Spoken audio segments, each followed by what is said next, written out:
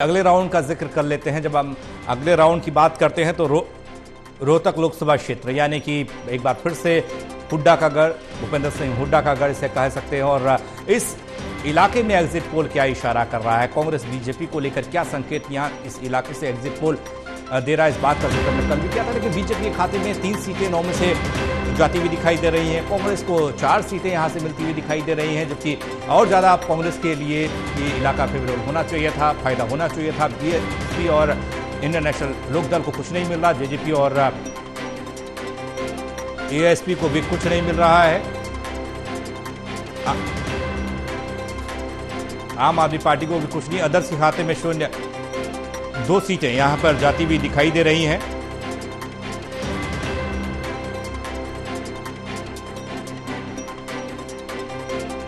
तो 4 सीटें कांग्रेस को, 3 सीटें बीजेपी को, जबकि ये इलाका कांग्रेस का यानी कि भूपेंद्र सिंह हुड्डा का वो इस अपना घरेलू इलाका मानते हैं और यहीं से उनकी राजनीति चलती रही और उन्होंने अपनी जड़ें जमाई और उसके बाद एक नई पहचान के तौर पर वो प्रदेश की सियासत में जमे। और आज एक बार फिर से अगर कांग्रेस की सरकार बनती है तो मुख्यमंत्री के प्रबल दावेदार भूपेंद्र सिंह हुड्डा।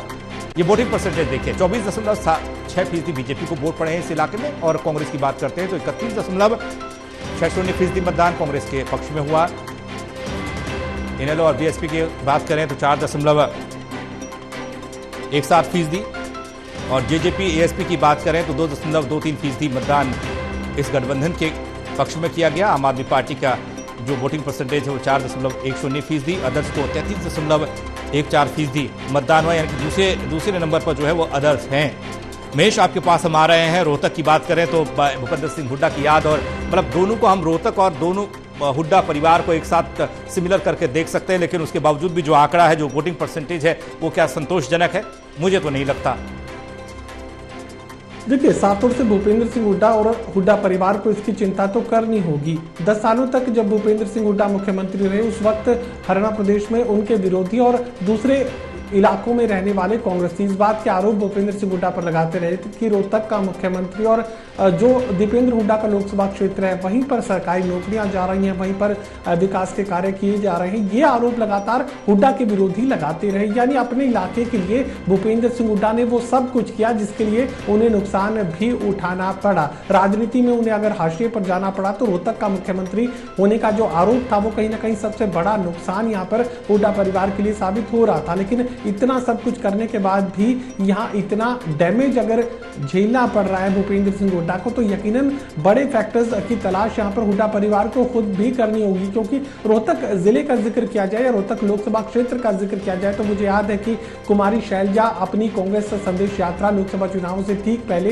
हरियाणा प्रदेश के तमाम अलग अलग इलाकों में लेकर जा रही थी। लेकिन रोहतक लोकसभा क्षेत्र के किसी इलाके में इक्का दुक्का अगर जगह को छोड़ दे तो किसी इलाके में कुमारी शैलजा की वो यात्रा नहीं पहुंची, क्योंकि वो भूपेंद्र सिंह हुड्डा का इलाका था। वहां पर कोई दूसरा कांग्रेसी हस्तक्षेप नहीं करता। और अब नहीं, पहले भी पिछले 15-20 सालों का जिक्र करें तो यहाँ पर दूसरे कांग्रेसियों का हस्तक्षेप ना के बराबर रहा है। तो ऐसे में 20 सालों से जो इलाका हुड्डा परिवार के साथ जुड़ा हुआ, और दीपेंद्र सिंह हुड्डा एक एक परिवार के साथ पर्सनली कनेक्ट करने का काम करते हैं। चाहे रोहतक जिले की बात की जाए, रोहतक लोकसभा क्षेत्र की बात की जाए, दीपेंद्र हुड्डा भूपेंद्र हुड्डा एक परिवार की तरह अपने लोकसभा क्षेत्र के लोगों को हमेशा से रखते आए हैं। बावजूद जिसके अगर मुकाबले की स्थिति भारतीय जनता पार्टी दे रही है और उस इलाके में दे रही है जहां पर हुड्डा परिवार का गढ़ माना जाता है, जहां पर यह माना जाता है कि हुड्डा परिवार ही कांग्रेस है और कांग्रेस पार्टी की सारी शक्तियां यहां पर दीपेंद्र और भूपेंद्र हुड्डा में निहित हैं। और मुख्यमंत्री बनने का जिक्र चल रहा है, हुड्डा अगले मुख्यमंत्री होंगे, ये हवा फैली हुई है। तो उसके बावजूद अगर मुकाबले की स्थिति और 3 सीटें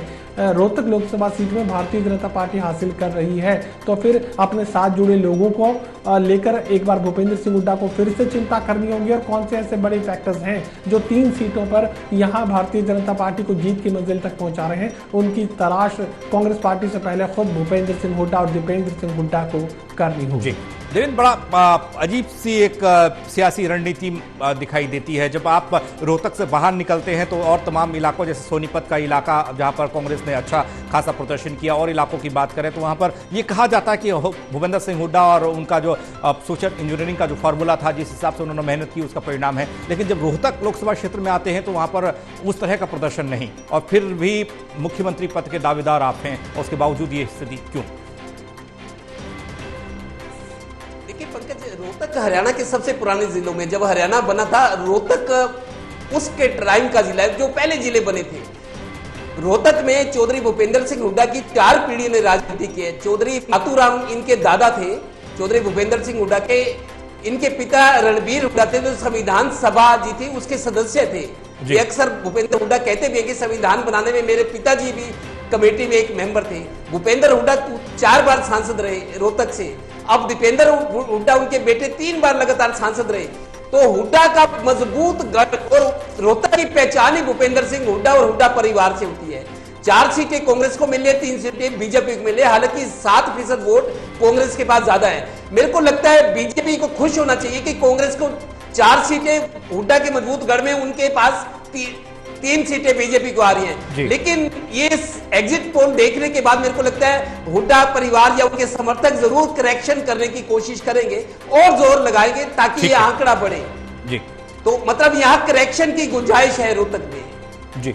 वीरेंद्र जी, करेक्शन आप भी देख रहे हैं या कहीं पर थोड़ी बहुत चूक हुई? क्योंकि हमने लोकसभा चुनाव भी देखा, दीपेंद्र हुड्डा जीते, उसके बाद राज्यसभा की सीट खाली हुई तो यहां से बीजेपी ने ये सीट निकाली। उसके बाद ये विधानसभा का चुनाव जहां पर 4-3 का ये फॉर्मूला।